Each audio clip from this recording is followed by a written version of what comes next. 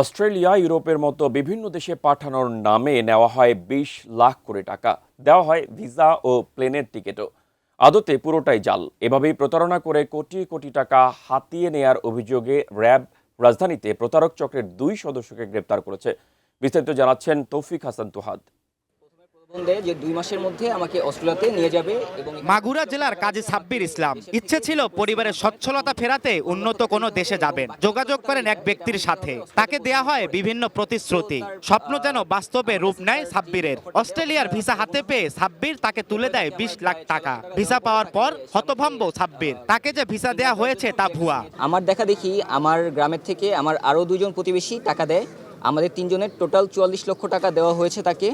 ৪৪ লক্ষ টাকা দেওয়ার পরে সে আমাদেরকে যে ভিসাগুলো দেয়, আমরা দেখতে পারি যে এই ভিসাগুলো সম্পূর্ণভাবে জাল।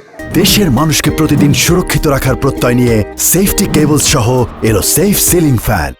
খাগড়াছড়ির সরণিকে দেওয়ানের অবস্থাও একই। তার কাছ থেকেও নেওয়া হয়েছে ২০ লাখ টাকা। এভাবে একটি প্রতারক চক্র ১৩ জনের কাছ থেকে হাতিয়ে নিয়েছেন ১,২১,০০,০০০ টাকা।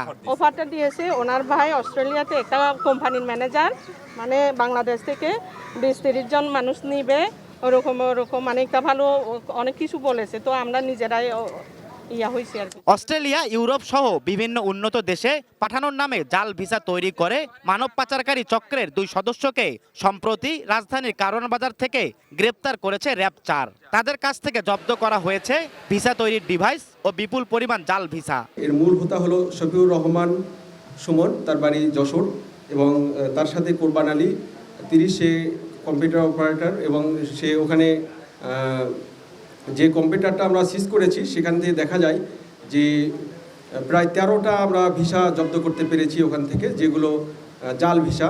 র্যাব জানায় চক্রটির নেটওয়ার্ক সারা দেশেই। এ চক্রের আরও সদস্যদের ধরতে কাজ করছে র্যাব। এই ভিসাগুলো নিয়ে যখন এয়ারপোর্টে যায় তখন দেখে যে ইমিগ্রেশনেই বলে যে এগুলো ফেক ভিসা। আমাদের তৌফিক হাসান তুহাদ, এটিএন নিউজ, ঢাকা।